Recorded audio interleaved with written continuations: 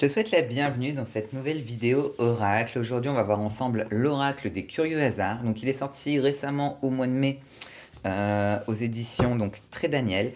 C'est d'ailleurs les éditions Très Daniel et Léa qui m'ont envoyé cet oracle. Donc, Léa, si tu passes par là, comme toujours, je te fais un gros bisou et un gros merci.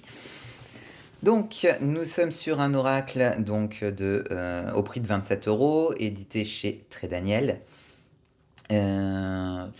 Inspiré par la rencontre du chamanisme avec les grandes traditions spirituelles, Stéphane Schillinger nous emmène au cœur de la magie des synchronicités, qu'il appelle les curieux hasards. Ce fabuleux oracle de 42 cartes, outil d'évolution, de conscience et de connexion au subtil, vous ouvre les portes de votre individuation, chère à Jung et celle du mystère. Bien plus qu'un simple révélateur de lumière et d'ombre sur le sentier de la connaissance de soi, il répond à votre quête profonde en vous ouvrant aux dimensions inconscientes et archétypales de votre être. Vous avez rendez-vous avec la magie, le grand mystère, les différents plans de réalité. Cet oracle est une invitation à y croire et à en faire l'expérience directe. Êtes-vous prêt à plonger dans l'univers des synchronicités et à vous fier au curieux hasard pour une vie connectée et en conscience?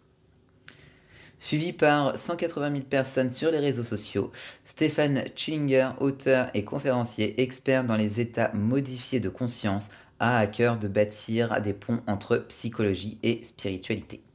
Ok, donc là on te met le site et l'Instagram de l'auteur.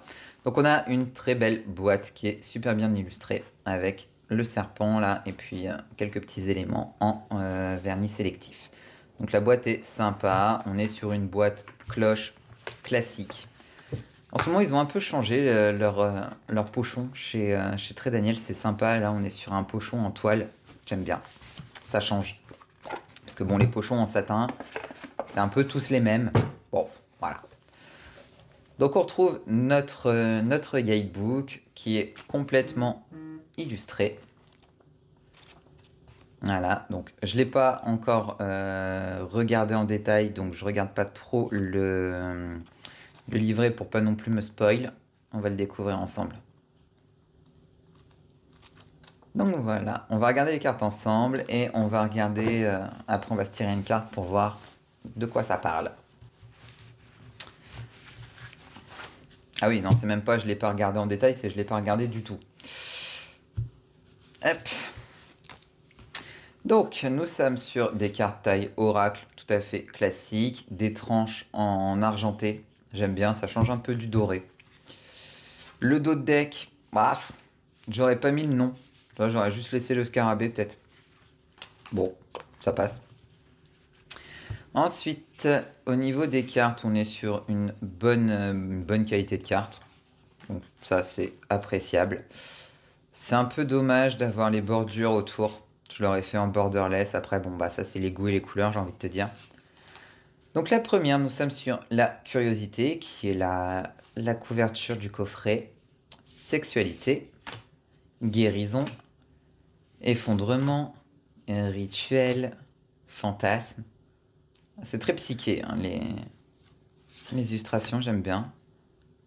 Soumission. Elle est forte, cette carte-là. Les coquelicots là, qui ressortent, c'est super joli. Introspection, donc avec les chakras, la colère, qui fait un peu penser à la carte du diable dans le tarot. Vulnérabilité, rencontre. Chaque fois que je vois un cerf quelque part, je sais pas toi, mais moi ça me fait penser à Bambi, j'ai envie de pleurer. Tout le temps. Le courage, l'harmonie, intuition, destruction. Ouais, avec la déesse indienne Kali, effectivement. La dépendance, le rejet, enfant intérieur avec le renard et puis les grenouilles. Là, on se croirait un peu chez les Fables de La Fontaine. La peur, ok. Curieux hasard, ok. Dogme, écho 1, sympa. J'aime bien la carte.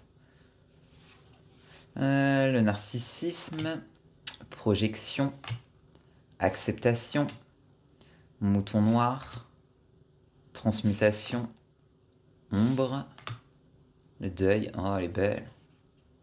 Elle est belle cette carte. Congruence. Féminin. Ok, oui, avec le triangle inversé, d'accord. Narration. L'éveil. La gratitude. Ah, les abeilles, j'adore. Intention. Conscience. L'univers est très psychédélique quand même, hein. C'est sympa. Masque. Ok. Mystère. Elle est belle celle-là. Le masculin, donc du coup avec le triangle dans l'autre sens. L'antéogène, pardon. Et traumatisme. Très belle aussi. Donc les illustrations déjà, bon, je sais pas toi, moi j'aime beaucoup. Même beaucoup, beaucoup. Hein, le style un peu comme ça, psyché, machin.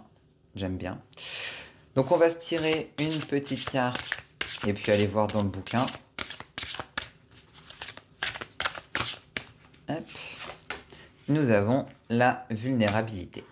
Donc là, numéro 10. Numéro 10, vulnérabilité. Alors, suis-je prêt ou prête à m'ouvrir intérieurement? Suis-je bien entouré pour le faire? Et si cette force à laquelle on nous convoque résidait justement dans le courage d'aller visiter la vulnérabilité? En accédant à la vulnérabilité à laquelle les émotions nous convoquent sans cesse, nous faisons acte de confiance en celui qui en est le témoin et en l'intelligence du vivant qui nous anime. La vulnérabilité, c'est risquer de se voir humilié ou piétiné par ceux qui la confondent avec la faiblesse, alors qu'elle est le moyen d'accéder à l'information qui nous dirige quand nous y sommes aveugles. Accéder à cet autre en face qui nous reçoit ou qui nous rejette à la mesure exacte de sa capacité à se recevoir lui-même. C'est enfin avoir accès à soi et ce faisant inviter l'autre à avoir accès à lui. C'est incarner la proposition d'une vie plus profonde et plus congruente au-delà de l'injonction d'être et de ce que cet autre qui se fuit attend de nous. De faire preuve d'une insensibilité qui lui permet de ne pas se rencontrer lui-même. Ce que nous pourrions appeler prise de conscience provient de la transformation de la souffrance. Mais cela implique de se laisser pleinement traverser par elle, de l'accueillir pour la dépasser, voire la transmuter. Cela provient de l'abandon progressif des limites et de l'ego et de l'illusion de l'individualité.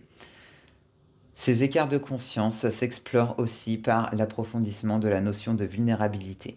S'autoriser à être vulnérable, c'est se permettre de ressentir, d'accéder à un niveau de conscience accru ou élargir et d'acquérir un discernement qui échappe à celui qui se protège et qui laisse l'ego s'interposer entre soi et la souffrance.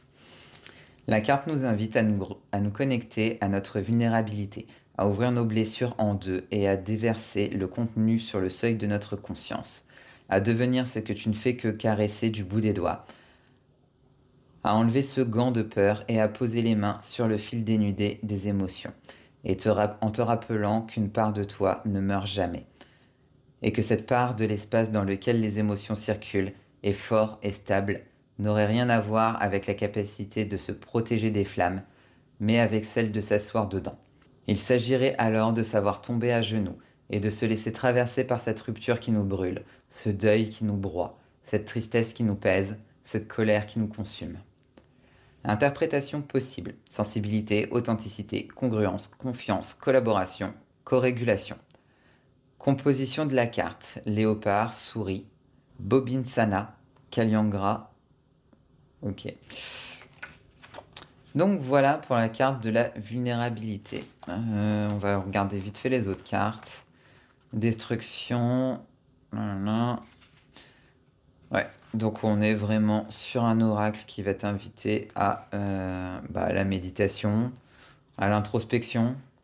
J'ai pas l'impression qu'on soit sur un oracle type doudou deck, mais plutôt sur un truc de travail introspectif, hein, tout simplement. Voilà. Bon, perso, j'aime bien. Je pense que je ferai quelques tirages avec. Je vous en ferai sur Insta. J'aime bien les illustrations, j'aime bien l'écriture de l'auteur. Donc c'est sympa.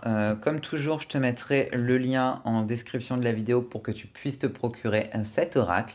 Et nous, on se retrouve la semaine prochaine pour une nouvelle vidéo oracle.